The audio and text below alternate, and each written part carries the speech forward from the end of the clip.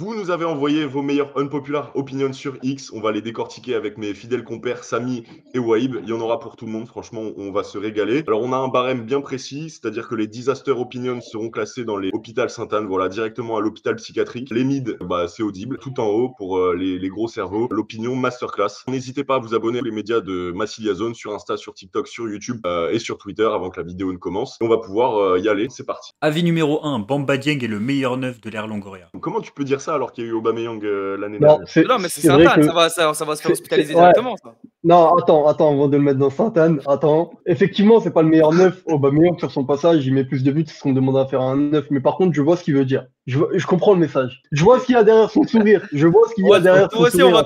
on va t'envoyer une première consultation à Sainte-Anne. Non, ça va Sainte-Anne directement. Non, mais Je peux pas dire ça je quand vois- t'as eu je vois ce qu'il y a. Aubameyang, Je t'as eu vois- Alexis Sanchez, Milik. Il est un peu maladroit, dans ses paroles, mais je vois ce qu'il veut dire. But de l'égalisation à Rotterdam, hein, de demi-finale de Conference League. Hein. Ah non, mais franchement, il n'y a pas de souci. Waouh. Que ce soit son retourné à Strasbourg, même ses 2 buts à Monaco, franchement, il a Retourné à Strasbourg. Palmarès, des buts c'est tout. En fait. vraiment référence, tu vois. Mais Le Non, tu peux doublé, pas dire. le but en conférence et la retournette. Mais pour un mec qui jouait très peu et qui faisait sa première saison à l'OM, sa première saison Mais excuse-moi, il y a complète. plein de mecs qui jouaient très peu qui ont fait des premières saisons avec des buts. Steven Fletcher, il a marqué des buts. Hein. Non, c'est Très pas bon, des buts. Steven Fletcher. Non, c'est pas des buts. C'est le plus beau but élu, le plus beau but du championnat et un but en demi-finale de Coupe d'Europe. Excuse-moi, c'est pas Fletcher qui met un but contre Andrézieux. La Coupe d'Europe. Arrête, Pour la moi, Coupe d'Europe en l'opinion. question. Je sais pas, moi on me dit que Sampaoli c'est un super entraîneur parce qu'il nous a emmené en demi-finale de Coupe d'Europe. Quand on parle de Sampaoli, ça gêne pas de dire que c'est une Coupe d'Europe. Quand c'est pour dire que c'est Dieng qui met un but en demi-finale, là on peut plus parler de Coupe d'Europe. Non, mais Sampaoli, c'est pas la Coupe d'Europe qui le rend légendaire. Il est légendaire. Bah si, dans tous les selon cas, certains au-delà. si, mais non mais quand même, Les gars, tu peux on pas lui parle enlever du ça. neuf, Il a mis Non, bon, non, mais le dans tous doublé les à cas, Monaco. Le doublé à Monaco, ça veut rien dire. Non, mais Le doublé à Monaco, c'est rien. Est-ce que tu peux me réénoncer l'opinion? Si on peut appeler ça une Non, opinion mais et pas une non, carte de on a visite. dit que c'est Sainte-Anne. On a dit que c'est Oui. Sainte-Anne, mais Oui. moi j'ai dit, je vois ce l'emmène qu'il à cache derrière- Sainte-Anne. Qu'est-ce qui cache derrière son sourire? Tu vois, c'est quoi? Voilà, j'ai dit je l'emmène à Sainte-Anne, mais si tu veux, je le mets pas dans le service le plus où il y a les médecins les plus compétents, tu vois. Je le mets dans un service où il y a des médecins qui travaillent à temps partiel, tu vois. Ah non, je le mets moi, je pas le dans le mets- service. Moi, je le mets dans la Ouais. salle en caoutchouc, avec le truc, La la camisole. camisole de force et tout. Moi, c'est Non, direct. non. Alors, l'avis définitif sur cette unpopular opinion de Taharit, moi, mon avis, c'est que cette opinion, c'est direction Hôpital Sainte-Anne parce que l'avis est très mystique. Bamba Dieng était un très bon joueur qui a vu sa marche de progression coupée, qui était très bon, qui a mis des buts références. Mais pour moi, évidemment, quand tu as eu Sanchez, Aubameyang ou à l'OM, tu peux pas dire que Bamba Dieng est le meilleur neuf passé sous l'ère Longoria. Pour moi, c'est directement à Sainte-Anne. Hein, en urgence. Très bon joueur, je te trouve même gentil. C'est un bon joueur qui a eu un bon passage à l'OM, qui aurait pu mieux faire si la gestion de son cas avait été meilleure, s'il avait été mieux entouré. On a eu des joueurs qui ont été des références à leur poste en Europe, Aubameyang, Alexis Sanchez, Bakambu, Milik. Donc je pense pas qu'on peut dire que c'est le meilleur neuf qui est passé sous l'ère Longoria. Moi, je peux pas emmener à Sainte-Anne un mec qui parle d'un joueur qui a mis un doublé à Monaco, qui a mis un but en demi-finale de Coupe d'Europe, qui a mis le plus beau but du championnat sur cette saison-là. Ça s'entend parfaitement. S'il pense que Bamba Dieng fait partie des meilleurs attaquants passés par l'OM sous l'ère Longoria, je peux dire que je suis pas très loin d'être d'accord avec. Ah, il est un peu maladroit. C'est à Harit. Tu sais, comme Harit, il est un peu maladroit. Avis numéro 2, Rudy Garcia, c'est top 3 coach de l'OM au 21e siècle. Il y a un étage entier qui t'attend à Sainte-Anne, rien que pour toi. J'ai l'impression, les gars, que je vois ce qui cache derrière son sourire. Voilà, c'est pas accepté, les gars, c'est désastreux. Il y a une chambre room service qui t'attend à Sainte-Anne, là, tu vas voir, ça va être bien. Je vois un peu derrière son karaté, qu'est-ce qu'il veut faire, comment il veut soumettre le mec, tu vois, je vois comment il veut procéder. Alors tu sais quoi, si tu vois ce qu'il y a derrière son sourire, dis-nous qui t'enlève du top 3 pour mettre Rudy. Attends, c'est quoi l'échelle de temps qu'il a dit? C'est quoi l'échelle du temps? La régie intervient au 21e siècle. Ah! Mais il a rien fait. En plus ok. Ah ouais, moi je pensais que c'était vraiment l'ère McCourt en fait. Non. Ok, non. Il y a pire que Sainte-Anne. Est-ce qu'on peut faire Alcatraz. Est-ce qu'on peut éliminer cet homme tout de suite? Il est dangereux. Je pense qu'on est tous d'accord sur Sainte-Anne, les gars. On va donner notre top 3 du coup entraîneur 21e siècle de l'OM. Donc pour moi, comme Rudy Garcia n'a rien fait et qu'il a juste profité de Payet excellent, je mettrais Tudor, Bielsa Et je vais faire le bandeur de l'air Pape Diouf, je vais mettre Gareth. Exactement pareil. Et je vais les classer en fonction des entraîneurs qui m'ont fait le plus vibrer, qui m'ont fait le plus ressentir de bonheur en tant que supporter. Ça va être Tudor, Bielsa et Sampaoli. J'en étais sûr. Avis numéro 3, pour moi, Gerson, c'est top 5 des meilleurs milieux de l'OM sur les 10 dernières années. Moi, je dis c'est audible. Alors, j'ai l'impression que je vois aussi où il va en venir, en fait. Tu vois. Moi aussi. Je lui trouve les circonstances atténuantes. Imaginons que t'as 16 ans. Ça se trouve, il a 14 ans, tu vois, 14-15 ans. Tu viens d'accrocher à l'OM avec Sampaoli, Tudor. T'as regardé de loin qui s'est fait sous AVB et Garcia. Et Gerson, c'est un génie du foot, tu vois. C'est un mec qui te fait vibrer, en tout cas, qui t'a fait vibrer. Un génie du foot. Là, c'est pas Non, mais Erling que je vais emmener à Sainte-Anne. Là. Non, mais c'était une hyperbole, mais pour te dire qu'en gros, Gerson, c'est un joueur frisson. Certes ou pas? C'est un joueur qui peut te faire frissonner. Non, Si, non, arrête. non. C'est un joueur qui a fait lever des foules. Non. C'est un joueur qui a fait lever des foules, Gerson. C'est pas un joueur de foot pour moi, c'est un joueur qui me dégoûte, qui n'a ni le talent ni la carrière. Donc à cette heure-ci, il est au Brésil, il est très bien là-bas, et c'est déjà beaucoup pour lui. C'est un dieu au Brésil, Samy. Ah ouais, c'est ça, ouais. Ah ouais, la manière de répondre la plus simple possible. Ah ouais, c'est ça, ouais. Non, mais Je suis un peu comme Waïb, circonstances atténuantes, effectivement. Je sais pas qui a écrit, qui est Erling Guigno. Je ne sais pas en quelle année il rentre scolaire, mais franchement, ça peut s'entendre. Sur les 10 dernières années, après, il y a ce truc-là aussi où on se dit, vas-y, c'est un mec élégant et on lui pardonne beaucoup de choses. Et moi, c'est parce qu'il est élégant et qu'il m'a fait vibrer que je lui pardonne beaucoup de choses, donc c'est audible. bah moi, je mets quasiment tous les milieux de terrain passés par l'OM depuis 10 ans devant lui. C'est très Sauf fort. Morgan Sanson. Même Barada, je le mets devant lui. Non. T'as la Non, mais haine. vraiment. Devant lui, T'as la haine, je Samy. mets Harit. Devant lui, je mets Amin Harit. Je mets Harit, je mets Payet, je mets Barada, saison 2014, 2015, 2015, 2016. Non. Je mets. Si, bah. Je mets Moi, je le Harit, mets. Payet, Guendouzi, Sampaoli. Non, je mets Harit, Payet, c'est tout. Tu mets qui? Tu mets Unai? Bon, bah, on est dans un club où on a une communauté qui érige Unai en tant que. Mais t'as vu Gerson te montrer plus de belles choses qu'Unai à l'OM parce que pour Bien moi ils sont sûr, au même niveau. Bien sûr. Ah Non, bon? mais quand même, Ah bon? arrête. Mais bien Ah bah sûr. non. Bah non. Bien sûr. Bah si, Bah quand non. même, tu vas dire ça. Bah non. Parce que Bah, sa meilleure mais saison. arrête-le, tu vas pas ce qu'il est en train de dire. Sa meilleure saison, parce que la saison d'après, il a décidé d'arrêter de jouer au foot, c'est sous Sampaoli. Sous Sampaoli, déjà, les 6 premiers mois, c'est dégueulasse. Il se reprend à partir de la reprise février-mars. Et en fait, c'est 3 mois. Donc, moi, Unai, j'ai vu des choses beaucoup plus consistantes que de l'intermittence sur 3 mois. Samy, Moi- va falloir appeler le SAMU, là. C'est un AVC. Un match référence de Gerson à l'OM, s'il Je vous plaît. sais pas, Reims. Tu sais Angers. pas, ta C'est réponse Reims. et tu Si, sais j'ai dit pas. Reims. Je sais pas, Reims. Étranger. Mais Reims, il met un but, mais moi j'ai pas le souvenir qu'à Reims il a fait un truc de fou non Eh plus. ben, à part écoute, ce but.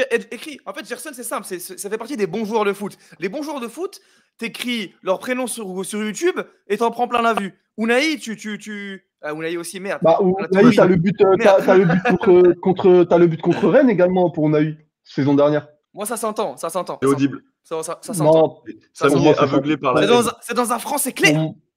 pour moi c'est Sainte-Anne. C'est un joueur que je vomis. Avis numéro 4, Longoria est un âne de se priver de Mbemba. Dans tous les cas, il partira libre. Ça veut dire qu'il place son ego au-dessus du club. Bravo. Tout Alors, est dit, on va je le change toucher. pas un mot, Il a dit les pas termes. une virgule. Non, ouais, ça s'entend. C'est mieux que ça s'entend en fait. C'est juste correct. C'est la réalité. C'est tout simplement vrai. Par contre, j'apporte quand même une petite rectification.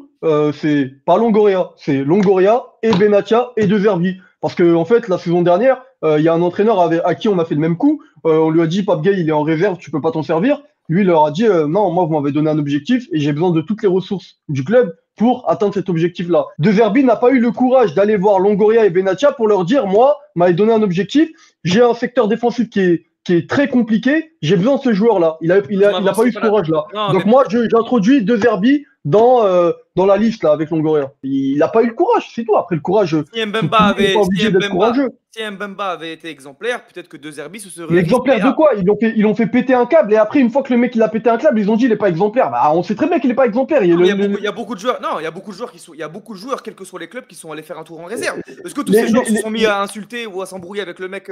Attends, l'épisode avec Alizarac, ça date pas de l'arrivée de Zerbi, c'est bien après dans la prépa. De Zerbi, il arrive arrive début juillet, la reprise de l'entraînement commence début juillet. Pourquoi début juillet, il va pas voir ses dirigeants et il leur dit, moi, j'ai besoin de ce joueur-là. Pourquoi il va pas les... Bah, il est pas, parce que début juillet, il est pas conscient encore. Il sait pas, il est, début Ah, il est juillet, pas il est conscient. encore. Non, mais début juillet, il est encore en train de prendre en main son effectif. Et bah, justement, j'ai besoin de voir tout le monde. Moi, j'ai besoin de voir tout le monde pour juger. Donnez-moi Ouais. tout le monde, mettez-moi tout le monde à disposition. Moi, je vais peut-être pas être comme vous. C'est-à-dire, je vais pas mettre en masterclass, je vais mettre en C-audible. Parce que effectivement, j'aime bien ce que dit Lumen, avec ce petit lien logique de on est dans la merde en défense. Longoria et Benassia le gardent au loft. Donc, logiquement, ils mettent leur ego au-dessus de l'Olympique de Marseille. Mais il y a eu ces histoires comme quoi, dans l'histoire récente de l'OM, il y a trop de joueurs qui sont partis en fin de contrat. Et à mon avis, il y a dû y avoir une brouille au niveau du contrat, disant Mbemba n'a pas dû vouloir partir et donc en 2025 prendre une grosse prime à la signature. Et donc il y a ce côté-là aussi où Longoria est obligé de serrer les vis parce que quand on voit ce qui s'est passé avec les autres joueurs. Ouais, masterclass, allez. Je pense masterclass, c'est pas un mot qui me plaît, mais ouais, on va dire masterclass si on est- Masterclass, je change pas un mot, pas une virgule, je rajoute juste le prénom de Roberto De Zerbi. Avis numéro 5, Payet est le meilleur joueur passé par le club. Aucune des légendes de l'OM n'aurait fait mieux en étant entouré d'handicapés comme il l'a été 90% du temps chez nous. Après, pour juger, on a besoin de savoir, il a dit ça à partir du combienième VR, en fait. Talentueux, intrinsèquement peut-être, parce que Payet c'est quand même du lourd. C'est un des meilleurs joueurs de l'histoire de l'OM, Payet. C'est un des meilleurs joueurs Oui. de l'OM, de l'histoire de l'OM. Top 30, C'est quelqu'un- voire c'est top quelqu'un- 20, Top 20, mais non, mais quand même, un peu de respect. quand même. En fait, ce qui me dérange, c'est que à l'OM, on a eu un joueur on a eu des joueurs qui ont, en termes d'achèvement, qui ont achevé des choses bien plus grandes dans le monde du foot qu'a réalisé Payet. Tu vois ce que je veux dire ou pas? On a des gens qui ont joué, qui sont passés par l'OM en termes de stature, qui sont des légendes au-delà de l'OM, de l'Olympique de Marseille. Tu vois. Payet, c'est un joueur exceptionnel. Bon, après, j'ai pas envie de défendre Payet, mais il fait quand même. Ouais, bien, non, j'allais y venir. Oui, bien sûr, c'est aussi Bah ouais, une Ballon légende d'Or. à West Ham. Payet, c'est une légende à West Ham. Non, pas West Ham, mais par rapport à son classement au Ballon d'Or en 2016 aussi. Ok, mais on a un joueur on a des joueurs qui ont fait mieux. Il a gagné. Oui, non, moi je te dis pas que c'est le plus grand, mais en termes d'accomplissement, Payet, Oui, accomplissement, l'Euro 2016, le Ballon d'Or. Les trucs, c'est qu'intrinsèquement, t'as des mecs comme Drogba, t'as eu un mec comme Jean-Pierre Papin, je suis désolé, la papinade, à l'époque, tout le monde en parlait. Bah, je vais pas dire qu'il est à la même table, mais en tout cas, ils mangent dans le même resto. Ouais, je suis d'accord. Ça, je suis Ouais. d'accord. Je suis d'accord. Mais C'est pour ça que franchement, donc, je vais pas Payet, dire que je suis un fan de la première heure. quand je te dis 20, quand j'entends Tino dire top 20, top 30, ça me pique un peu. Payet, c'est vraiment dans Bah, le. tu dans le mets le- où? Bah, je sais pas, moi, top 5. Ah ouais? Non, Non, mais si, je le mets 5ème. Ah, mais je le d'accord, mets un je bon pensais- 5ème. je pensais que c'était trop Il pour vient toi. fermer. Non, il vient fermer le top 5 pour moi. Ah Top ouais? 5, Mais après, top oublie 10, pas que. top 10. Non. Parce que moi, je vais pas faire le puriste, et de toute façon, ici, personne ne les a connus. Mais il y a un héritage dans ce club, et on peut quand même s'en servir un petit peu. On entend parler les anciens de mecs comme Francescoli, comme Waddle, comme Papin, des mecs comme ça. Tu peux pas dire Payet, il est dans le top 5 quand même. Le mur de Berlin, il est tombé, frérot. On est en. Non, mais justement, j'ai commencé mon propos par commencer à dire on n'a pas vécu, donc j'ai pas d'avis. Je te parle vraiment de ce que disent les anciens. Et En fait, on peut estimer que les anciens ne disent pas n'importe quoi. De ce que me dit l'ancien du PMU. Non, Jean-Pierre arrête, Papin, non, après, Jean-Pierre Papin, non. non. Jean-Pierre Papin, moi je respecte. Ballon d'or. Faut il a respecter gravé- parce qu'en fait, moi, j'ai pas envie que demain, dans 20 ans, il y a des mecs à notre place, ils disent, ouais, les anciens nous parlaient de Payet, mais c'était de la merde. Tu vois ce que je veux dire? Donc, Ouais. faut quand même qu'on respecte aussi ce qu'ils disent, tu vois. Si Payet, tu le mets pas dans le top 5, ce que j'entends complètement, ça veut dire qu'en fait, dans ton top 10, tu mets presque. Enfin, tu mets déjà le 11 qui ont gagné avec des champions. Dans ton top 10, tu mets qui? Tu Non, mets non, tu mets Abedi non, Pelé. hey, Est-ce que dans ton top 5, tu mets Abedi Pelé? Juste une question. Je Est-ce que dans ton t'ai top 5, tu cité mets trois Abedi Pelé? joueurs. Je t'ai cité 3 joueurs et c'est un exemple comme ça, pêle-mêle. Je t'ai dit, il y a des noms qui reviennent souvent. Non, bien sûr, non, je suis d'accord avec toi. Mais non, tu sais que ça, c'est pas une question méprisante ou quoi. Hein. Moi, que quelqu'un me dise, dans mon top 10, je mets Dimeco, Voleur, Deschamps, Franck Sauzé, De Sailly, et En Bouli, fait, moi, Pelé, je vais tu te dire vois, comment je vois la. Barthez, Je vais te dire ça comment me je dérange vois pas, tu vois. ces histoires de top. En fait, pour moi, un top 5, top 10, c'est trop aléatoire. Oui, bien Genre, sûr, c'est compliqué. Mais tu vois, un jour, je peux te mettre un tel dans le top 5 et le lendemain, je peux te le mettre plus dans le top 5 et je te le mets dans un top 8. Là, je t'entends dire Payet top 5, j'ai du mal. Si tu me dis top 10, je peux déjà être un peu plus ouvert. Ok, mais Mais moi, ça- ma question, c'était est-ce que dans ton top 10, tu mets plus de la moitié qui sont des joueurs de ce 11-là, qui ont gagné Ligue des Champions en tant que titulaire? Genre. Non, je mets, Boxing, je, mets, non je mets que les 3 que je t'ai cités. Et encore, je les mets pas vraiment parce que je les ai pas vus. Encore une fois, je me répète, je les mets que par rapport à ce que j'ai entendu, tu vois. Je te dis juste. Parce qu'en fait, par ça veut dire respect. dans cette équipe, il y a des joueurs qui ont gagné la Ligue des Champions et la Coupe du Monde. Ça fait déjà, de fait, par leur stature, des joueurs infiniment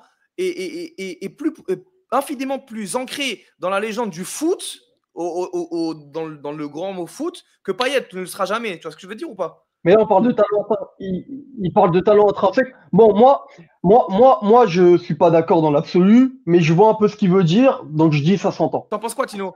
Ça s'entend parce que on aime bien la culture de l'instant aussi. Payet, c'est exceptionnel. On boufferait des heures et des heures de compil. On n'a pas connu en fait les sensations qu'ont pu procurer les autres. Moi, je pense que ça s'entend, mais je respecterai toujours quelqu'un qui me mettra top 20 et qui me parlera du 11 de 93, de joueurs qui les ont précédés, de joueurs qui les ont succédés. On est tous d'accord pour dire que ça s'entend en fait. Ouais, ça s'entend. Avis numéro 6, la saison Bielsa est la saison la plus surcotée de tous les temps. Les Marseillais sont un peu trop nostalgiques. La saison la plus surcotée de tous les temps, ouais, quand même, faut pas abuser non plus. Allez hop, Saint-Anne.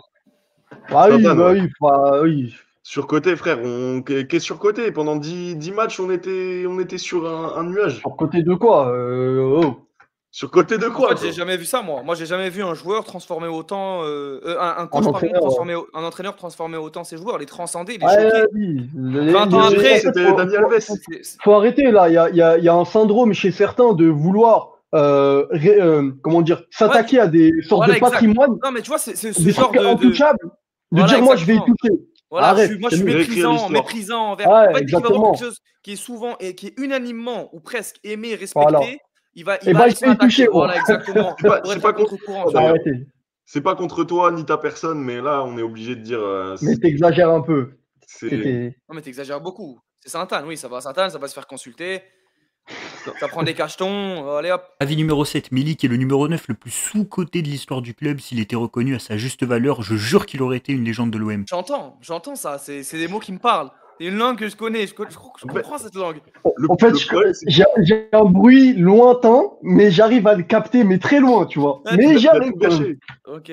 Il a tout gâché avec le mot légende. En fait, non, j'entends. En fait, je dis pas que c'est une légende. Je crois qu'il dit pas que c'est une légende. C'est comme quand t'es marocain, que t'entends un Libanais un peu chantonner, tu comprends ce qu'il dit. Tu vois ce que je veux dire ou pas? Tu déchiffres. En fait, je pense qu'il ne dit pas que c'est une légende. Mieux traité, plus fait confiance, plus installé. Peut-être que vu le talent qu'il a ou qu'on lui prête, c'est l'attaquant qui aurait eu le plus de chances d'exploser chez nous. Peut-être ce qu'il dit. Mais après, sur son passage, si tu me dis que sur son passage avéré, c'est une légende, là, c'est pas Saint-Anne, là, c'est l'euthanasie. Ouais, bien sûr, ouais. Non, Milik, c'est un joueur. En plus, c'est un joueur qui a enfin, je reprends ton mot, explosé. Il a explosé avant l'OM. C'était un joueur accompli avant d'être à l'OM et même après l'OM. Sa saison à la Juve, bien, il se blesse beaucoup, certes, mais il a été souvent décisif à la Juve et même la plupart des supporters de la Juventus le préfèrent à Vlahovic. Et c'est dire. Et puis simplement, quand il arrive à l'OM, il arrive un peu avec cette carte de superstar, surtout qu'à l'époque, c'est pas comme aujourd'hui où j'ai presque envie de dire un peu habitué à avoir de plus en plus de joueurs un peu plus venir à l'OM. À l'époque, on avait, c'est peut-être le premier qui arrive sous l'ère Longoria. Donc on avait très peu. Donc on le voit arriver, on se dit, waouh, un truc de fou, Milik. Et donc ça, il l'avait, et ça l'a accompagné durant tout son passage, et très souvent à tort, parce que son passage, au final, c'est compliqué. Mais t'as le truc c'est Milik, tu vois, il vient de Naples et tout. Le truc de Milik, les Timberland et tout, soi-disant, c'est un joueur qui est plein d'erreurs techniques, lourd. Ouais, j'ai l'impression qu'on parle de Cheikh Diabaté. Moi, j'ai pas vu ça à l'OM. Je l'ai vu par séquence. Je l'ai vu parfois. Il y a des contrôles islandais parfois. Ouais. Je l'ai vu en difficulté parfois, mais c'est loin de l'image qu'on me dépeint de lui. Moi, je vais vous donner mon avis tranché, et je pense que ça va être différent du vôtre, mais moi, je dirais que cet avis, il est un peu putride, parce que, c'est disaster opinion, parce que Milik, il arrive sous la première saison sous Sampaoli, il fait 6 bons mois. C'est vrai qu'il est incroyable, etc. Sauf que la deuxième saison, sous Sampaoli, celle qu'on a bien kiffé, Milik, attends, tu recrutes Bakambu parce qu'il n'est pas assez performant, et il met tous ses buts en Coupe de France.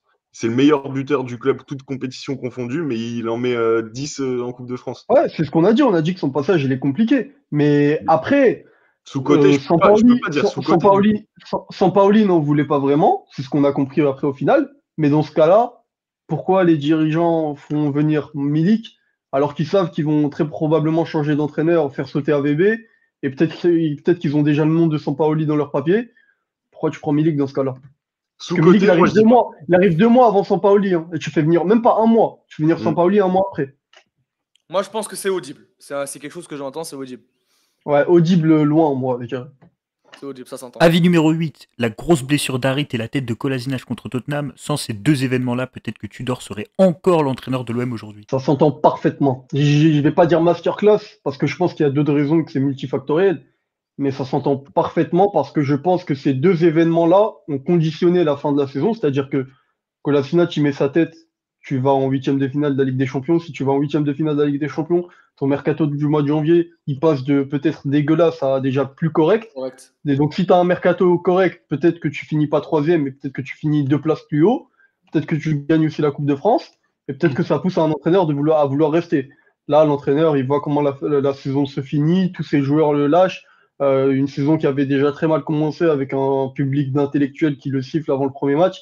Il se dit, j'ai très peu de raisons de rester. Masterclass. Ça, ouais, masterclass, je sais pas, ça s'entend parfaitement. En tout cas, c'est clair, c'est limpide. Je pense que sans ces deux événements, la saison est un succès retentissant. Et je pense pas que Tudor parte après un succès retentissant à l'OM, peut-être le plus grand succès qu'on ait eu dans l'histoire récente. Donc ça s'entend. J'ai même envie de dire masterclass, comme disent les jeunes. Allez, allons-y, soyons fous, lâchons les Allez, chevaux. cadeau. Allez, On on en a donne. pas beaucoup mis en plus, hein, j'ai l'impression que des masterclass. Masterclass. Caïs, moi je suis bien d'accord avec toi.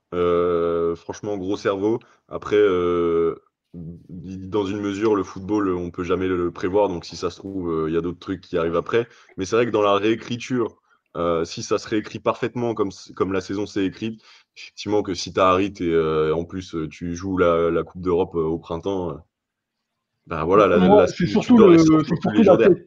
Pour moi, c'est surtout la tête de Kolasinac qui vraiment, une demi-seconde, ta saison, elle bascule, mais en fait, à Huitième de tous les finale. aspects.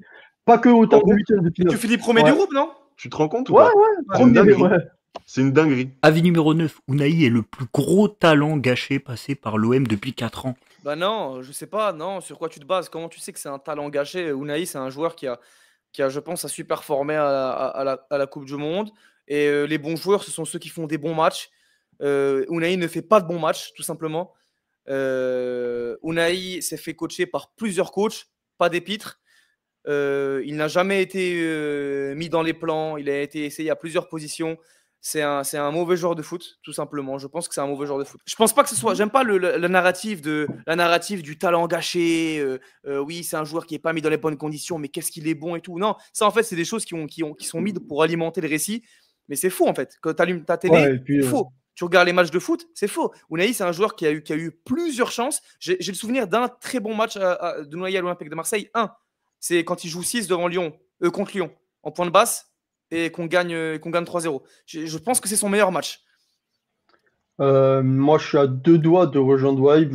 Là où je te rejoins pas, c'est que je te trouve un peu trop sévère avec lui. Mais après, je pense que ça vient aussi du fait que t'es marocain et Peut-être. peut-être que ça a pu se faire là. Mais effectivement, pour moi, c'est trop peu consistant pour parler de gâchis. Je vois très peu de choses d'Unai à l'OM où je me dis, ah, ça aurait pu le faire. Et puis surtout, j'ai l'impression qu'il a eu, comme il a dit, surtout la saison dernière, il a eu beaucoup de chance. On a essayé de l'installer plusieurs fois avec plusieurs entraîneurs. C'est quelqu'un qui a connu plusieurs entraîneurs et qui a fait l'exploit de réussir à en convaincre aucun. Donc déjà, ça, c'est déjà un élément. Et puis, j'ai l'impression qu'il n'a pas mis, et il le dit lui-même plusieurs fois lors de certaines interviews, il dit qu'il n'a pas mis tous les ingrédients de son côté, il n'a peut-être pas assez travaillé, il a aussi connu des choses mentalement qui ont fait que, pour pouvoir s'imposer à l'OM. Donc, on ne peut pas parler de talent gâché. Talent gâché, j'ai envie de dire encore une fois oui et non, parce qu'on sait de quoi il est capable, mais Après, il y a qui d'autre comme talent talent qui est passé à gâché, l'OM depuis 4 on n'a ans pas vraiment On n'a gâché à pas l'OM. ce genre de profil de joueur Ouais. avec On n'a beaucoup pas de Verfa, d'attentes quoi. et tout. Ouais, Ouais. non. Est-ce que sous le maillot de l'OM, Unai t'a fait vibrer, à part son premier Non, match, non, parce son que but contre Reims peut-être? il arrive C'est après tellement sa Coupe du Monde. sporadique. Il arrive après sa Coupe du Monde, je suis à un niveau de hype incroyable. Il fait ses trucs à l'OM, je suis à un niveau de hype qui est redescendu à 0. Mais pourquoi je suis hypé? Parce qu'on voit que le mec a quelque chose. Donc effectivement, je pense on peut parler, pas de talent gâché, parce que bon, on sait pas ce qu'il fera plus tard. Mais à l'OM, effectivement, il a rien fait, il ne fera rien. Moi, je trouve que c'est Non, un il joueur fera rien, c'est un joueur qui est encore qui appartient encore à l'OM, on peut pas être définitif quand On même. verra. Moi, j'aimerais beaucoup Ouais. qu'Unai réussisse à l'OM. Mais Unai, Moi c'est un aussi, joueur qui jouit beaucoup de ce crédit Coupe du romantique, Monde. élégance, tu vois. Ouais, et de par cette Coupe du Monde, en fait. Et ce crédit, tu vois, le joueur joue de la semelle, donc voilà, on lui accorde un crédit. Oh, c'est un bon joueur de foot. Mais non, les mecs. Valentin Rongier, c'est un bon joueur de foot. Ça s'entend. Ouais. Saint-Anne. Non, Santane, ouais, Santane. Dernier avis numéro 10, Igor Tudor nous a plus fait vibrer que Bielsa, mais ça veut faire les puristes parce que le survêt était incroyable. J'ai pas le thermomètre, de l'impact émotionnel que nous ont fait subir nos entraîneurs, mais je pense que les deux, c'est le vrai haut du panier et que Tudor nous a fait ressentir c'est un peu too much ce que je vais dire, mais tu vois, genre l'essence du foot en tant que supporter de Marseille, tu l'as ressenti avec Tudor, tu vois. Tu as eu des moments forts, tu as été conquérant, tu étais pressé Ouais. d'allumer la télé, tu voulais regarder cette équipe, ça te faisait vibrer, tu voyais un coach impliqué. Encore aujourd'hui, quand je vois des images de Tudor à l'entraînement, Quand les joueurs s'est chauffé avant le match, il était en plein milieu et tout, t'as l'impression qu'il s'est chauffé avec eux. Mais le Tudor, en fait, il a réussi à faire ressentir aux supporters marseillais ce que le supporter, il a deux émotions que le supporter il a besoin de ressentir envers son équipe. C'est déjà sentir que son équipe est très forte, que cette impression de forteresse, de rouleau compresseur, premièrement. Et le deuxième sentiment, c'est les émotions que ton équipe te procure. Le match contre Paris, c'est numéro un, c'est l'apogée. Moi, j'ai jamais vu. Et donc, ouais, voilà. Et donc, Tudor, il a réussi à te faire sentir ces deux sentiments-là sur une saison assez compliquée au final. Donc ça, c'est très, très fort. Mais sinon, pour finir, pour moi, Tudor et Bielsa, c'est les deux entraîneurs qui nous ont fait le ressentir le plus d'émotions. Et pour savoir c'est lequel des deux qui se démarque et qui est premier, je pense qu'ils vont aller se battre et que Igor, il le bat à la bagarre. Je suis d'accord.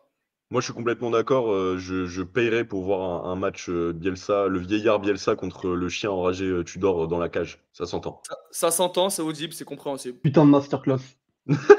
C'est la fin de la vidéo. Merci à toi, Samy. Merci à Waïb d'avoir participé. Merci à vous d'avoir mis vos unpopular opinions sur X. On s'est régalé à vous lire. N'hésitez pas à nous suivre sur Twitter, sur Insta, sur TikTok, sur YouTube, comme d'habitude. Le média Massive Liaison le plus complet sur l'OM. N'hésitez pas à poster en commentaire sur YouTube des trucs auxquels on pourrait répondre dans de prochaines vidéos. De très nombreux formats supplémentaires arriveront, décalés ou pas. Voilà, abonnez-vous et ciao, allez l'OM.